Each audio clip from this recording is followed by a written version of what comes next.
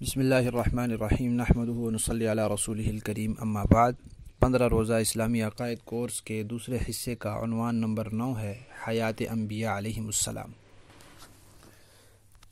انبیاء کرام علیہم الصلاۃ والتسلیمات سارے کے سارے اپنی وفات کے بعد اپنی زمین والی قبروں میں زندہ ہیں، سوائے حضرت عیسیٰ کے کہ وہ ان کی ابھی تک وفات ہوئی نہیں۔ انبیاء اپنی قبروں میں نمازیں بھی پڑھتے ہیں۔ ان کے جو دنیا والے جسم ہیں ان کے ساتھ اللہ تعالیٰ نے ان کی روح کا مضبوط تعلق قائم کیا ہوا ہے۔ اس تعلق کی وجہ سے ان کو حیات اور زندگی حاصل ہے۔ جو ان کی قبر کے پاس حاضر ہو کر درود و سلام پڑھے وہ خود سنتے ہیں اور جواب بھی دیتے ہیں۔ آپ صلی اللہ علیہ وسلم کا ارشاد ہے الانبیاء احیاء فی قبورہم یصلون، کہ نبی اپنی قبروں میں زندہ ہوتے ہیں، نمازیں پڑھتے ہیں۔ اور کنز العمال میں آپ کا ارشاد ہے من صلی علی عند قبری سمعتہ، جو میری قبر کے پاس درود پڑھے گا اس کو میں خود سنوں گا۔ اور سورہ بقرہ کی آیت نمبر 154 میں اللہ تعالیٰ فرماتے ہیں شہداء کے بارے میں بل احیاء، کہ وہ زندہ ہیں ولکن لا تشعرون، ان کی زندگی کا تمہیں شعور نہیں ہے۔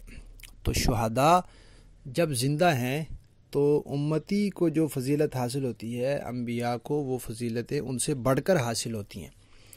اس لیے علماء نے اس آیت کے تحت لکھا ہے کہ اس آیت سے یہ ثابت ہوتا ہے کہ جو حیات شہداء کو حاصل ہے اس سے کہیں بڑھ کر وہ حیات انبیاء کو بھی حاصل ہے۔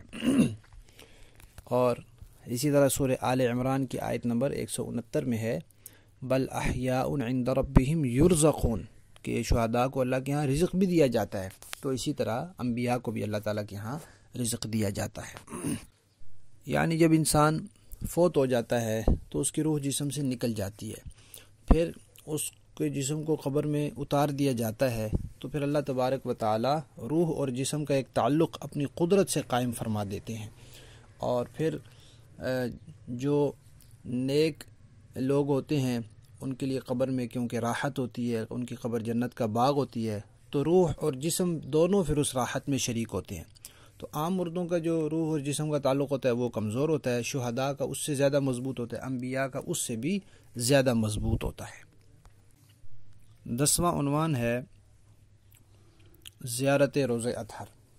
نبی کریم صلی اللہ علیہ وسلم کے روزہ مبارک کی زیارت کرنا بڑا ثواب ہے، اور اس زیارت کے لیے انسان سفر کر کے جائے تو یہ صرف یہ نہیں کہ ثواب ہے بلکہ اس کو علماء نے لکھا ہے کہ واجب کے قریب ہے۔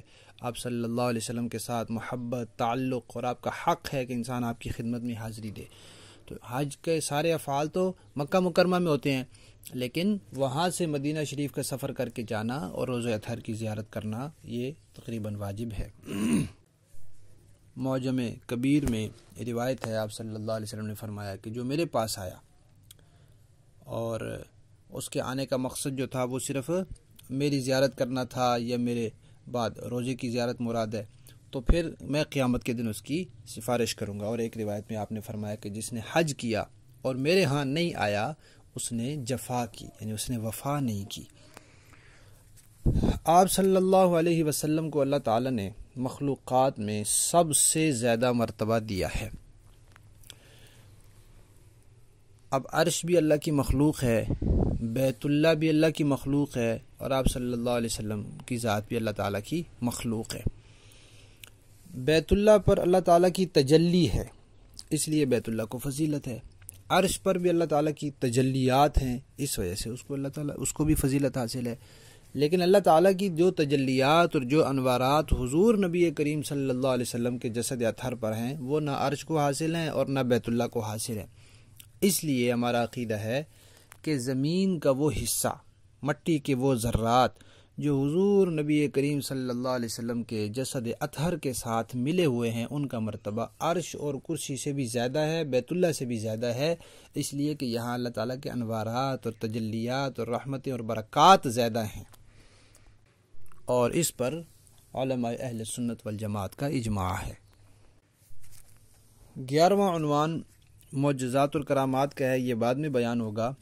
12واں عنوان ہے مسئلہ توسل، کہ دعا میں اللہ تبارک و تعالیٰ کو وسیلہ دینا کہ یا اللہ فلاں کے وسیلے میری دعا قبول فرما، تو یہ وسیلہ دینا نہ فرض ہے، نہ واجب ہے، نہ مستحب ہے، صرف جائز ہے۔ وسیلہ دینا جائز ہے۔ بعض علماء نے اس کو مستحب بھی کہا ہے، ناجائز ہرگز نہیں ہے، جائز ہے، اور بعض کے نزدیک یہ مستحب ہے کہ اللہ تبارک و تعالیٰ کو کی بارگاہ میں وسیلہ پیش کیا جائے کہ یا اللہ اپنے نبی کریم صلی اللہ علیہ وسلم کے طفیل، خلفائے راشدین کے طفیل، صحابہ اکرام کے طفیل، تو جو بھی انبیاء ہیں، صحابہ ہیں اور اولیاء ہیں، چاہے وہ زندہ ہیں چاہے دنیا سے چلے گئے ہیں، ان کا وسیلہ پیش کیا جا سکتا ہے۔ بخاری شریف میں روایت ہے، حضرت عمر بن خطاب رضی اللہ تعالیٰ نے ایک مرتبہ عرض کیا یا اللہ ہم آپ کی طرف آپ کے نبی کا وسیلہ پیش کرتے تھے تو آپ ہمیں بارش عنایت فرما دیتے تھے، اب ہم آپ کے نبی کے چچا کا وسیلہ پیش کرتے ہیں، آپ ہمیں بارش عنایت فرما دیں۔ تو راوی کہتے ہیں کہ پھر اللہ تبارک و تعالیٰ نے بارش بھیج دی۔ اس لیے فتح الباری میں لکھا ہے کہ یہ جو قصہ ہے اس سے علماء نے اہل بیت اور نیک لوگوں کے وسیلے کے ذریعے دعا کو مستحب قرار دیا ہے۔ 13واں عنوان ہے استشفاع، یعنی نبی کریم صلی اللہ علیہ وسلم کی قبر مبارک پر جب انسان حاضر ہو تو پھر آپ سے دعا کی درخواست کر سکتا ہے۔ جب آپ زندہ ہیں اپنی قبر میں اور جو قریب آئے اس کی درود و سلام اور اس کی بات کو خود سن رہے ہیں، تو جیسے آپ کی زندگی میں سورہ نساء کی آیت نمبر 64 میں اللہ تبارک و تعالیٰ فرماتے ہیں وَلَوْ أَنَّهُمْ إِذْ ظَلَمُوا أَنفُسَهُمْ جَاءُوكَ فَاسْتَغْفَرُوا اللَّهَ وَاسْتَغْفَرَ لَهُمُ الرَّسُولُ، کہ اگر کسی سے کوئی کمی کوتاہی غلطی ہو گئی ہے، کوئی گناہ ہو گیا ہے، پھر وہ آپ کے پاس آئے، آپ اسے اللہ کے لیے استغفار کریں، آپ ان کے لیے اللہ تعالیٰ سے مغفرت طلب کریں اور وہ خود بھی استغفار کریں تو اللہ تعالیٰ بڑی توبہ قبول کرنے والے ہیں۔ تو یہی حکم علماء نے لکھا ہے کہ آج بھی ہے، انسان حضور کی قبر پر جائے اور جا کر حضور سے دعا کی درخواست کرے کہ یا رسول اللہ آپ میرے لیے اللہ تعالیٰ سے دعا فرمائیں، اور یہ بھی کہہ سکتا ہے کہ یا رسول اللہ آپ اللہ تعالیٰ سے میرے لیے مغفرت کی سفارش فرمائیں کہ اللہ تعالیٰ مجھے معاف فرما دیں۔ 14واں عنوان ہے سماع صلاۃ و سلام۔ جب انبیاء کرام علیہم الصلاۃ و تسلیمات اپنی قبروں میں زندہ ہیں تو قبر کے پاس جو درود پڑھا جاتا ہے وہ آپ خود سنتے ہیں، جیسے کہ ابھی حدیث گزری ہے من صلی علی عند قبری سمعتہ، اور اسی کا دوسرا حصہ ہے ومن صلی علی نائیا ابلغتہ، کہ جو دور سے پڑھا جائے وہ فرشتے پہنچا دیتے ہیں۔ اللہ تعالیٰ نے کچھ فرشتوں کی ڈیوٹیاں لگا رکھی ہیں، وہ زمین میں چلتے پھرتے رہتے ہیں، اور جہاں کوئی درود شریف پڑھے وہ لے جا کر نبی کریم صلی اللہ علیہ وسلم کی خدمت میں پیش کر دیتے ہیں۔ ابو داؤد شریف میں روایت ہے، آپ صلی اللہ علیہ وسلم نے فرمایا کہ جو کوئی مجھ پر درود پڑھے گا اللہ تعالیٰ میری روح کو متوجہ فرمائیں گے تو میں اس کے سلام کا جواب دوں گا۔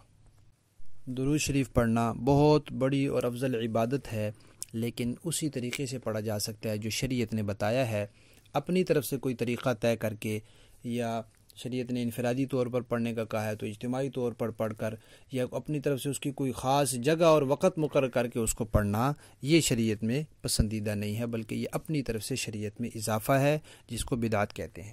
اور جمہور علماء کرام کی رائے یہ ہے کہ سب سے زیادہ فضیلت والا درود ابراہیمی ہے جو نماز میں پڑھا جاتا ہے۔